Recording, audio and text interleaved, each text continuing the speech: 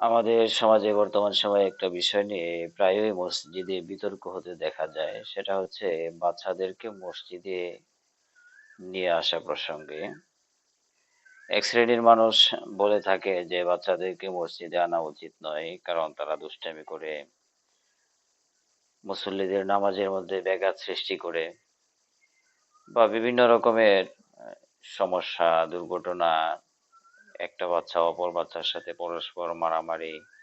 তো এই ধরনের বিভিন্ন জটিলতার কারণে অনেকে বলে থাকেন যে বাচ্চাদেরকে মসজিদে আনা উচিত নয় বা আনা ঠিক হবে না, অথবা অনেকে বলে থাকেন জায়েজ নেই।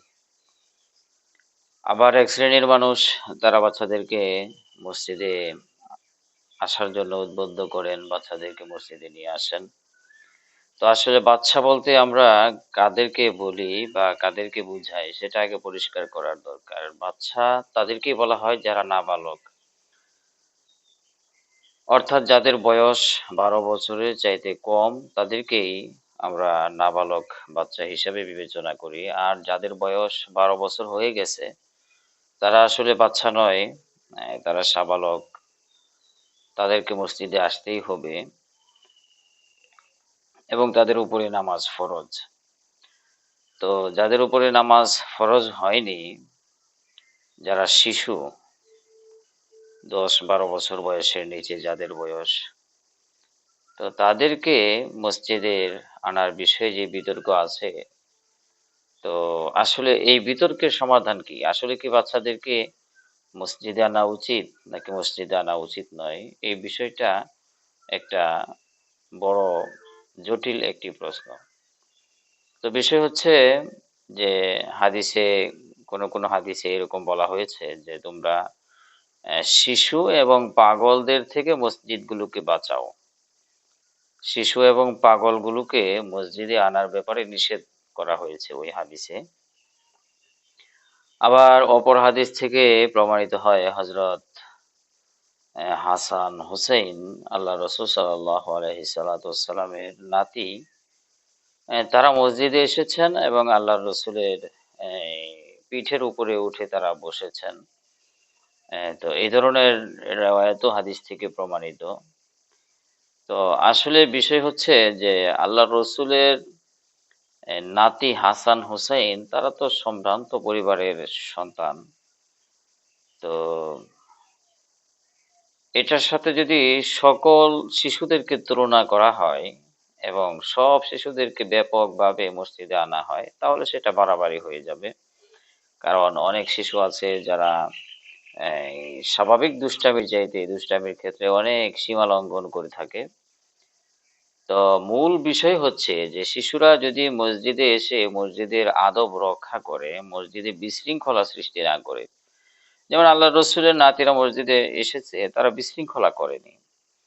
তো যদি বিশৃঙ্খলা যদি না করে, স্বাভাবিকভাবে তারা নামাজ পড়ে অথবা বসে থাকে, অথবা ছোটখাটো কিছু দুষ্টামি করলেও, বড় রকমের কোনো দুষ্টামি বা মানুষের নামাজে ব্যাঘাত বা মানুষকে বিরক্ত করা, এগুলো যদি তারা না করে, তাহলে ওই ধরনের শিশুদেরকে মসজিদে আনা যাবে।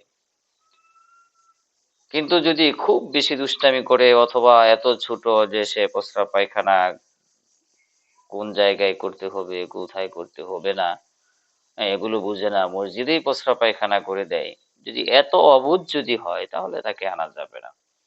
আর যদি খুব প্রচুর দুষ্টামি করে, তাহলে তাকেও মসজিদে আনা যাবে না।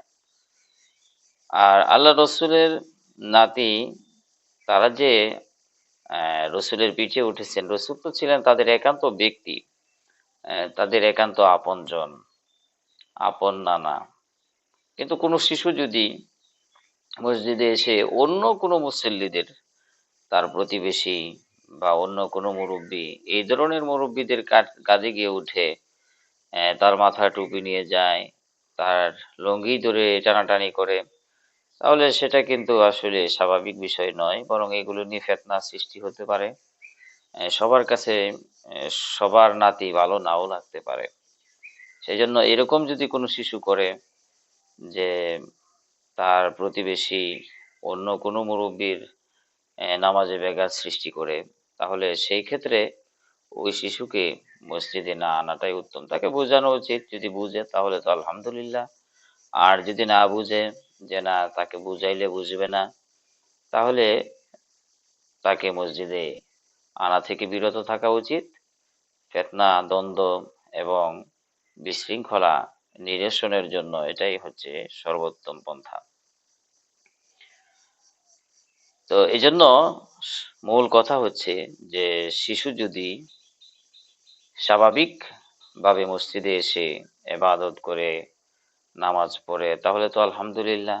আর যদি সে দুষ্টামি করে, কিন্তু সেটা যদি সীমিত পরিসরে হয়, অথবা নিজের ব্যক্তির একান্ত বাড়ির ব্যক্তিগত আত্মীয় স্বজন যারা, তাদের সাথে হয়, তাহলে তাকে মসজিদে আনা যাবে। কিন্তু যদি দুষ্টামি খুব বেশি করে আর অন্য কোনো মানুষের নামাজে ব্যাঘাত সৃষ্টি করে বা বিরক্ত করে অন্য কোনো মানুষকে, অথবা মসজিদের আদব আখলাক, মসজিদের পবিত্রতা না বুঝে মসজিদে প্রস্রাব পায়খানা করে দেওয়ার সম্ভাবনা থাকে, তাহলে এই ধরনের শিশুদেরকে মসজিদে না আনাটাই উচিত। আবার অনেক শিশু আছে যারা মসজিদের ক্ষতি করে, মসজিদের আসলো, আসার পরে মসজিদে বিভিন্ন জিনিস নষ্ট করে ফেললো, বিভিন্ন জিনিস নিয়ে গেল, মসজিদের ঝাড়ু পিছনে রাখা আছে সে ভেঙে ফেললো। তো সেক্ষেত্রে যদি এরকম হয়েই যায়, তাহলে তো অভিভাবকদের উচিত মসজিদের ক্ষতিপূরণ দিয়ে দেওয়া, আর তাকে বোঝানো যাতে ভবিষ্যতে এরকম না করে। কিন্তু তারপরে যদি বারবার এরকম করতেই থাকে, তাহলে ওই শিশুকেও মসজিদে আনা উচিত নয়। আল্লাহ তাআলা আমাদের সকলকে বুঝার এবং আমল করার তৌফিক দান করুন।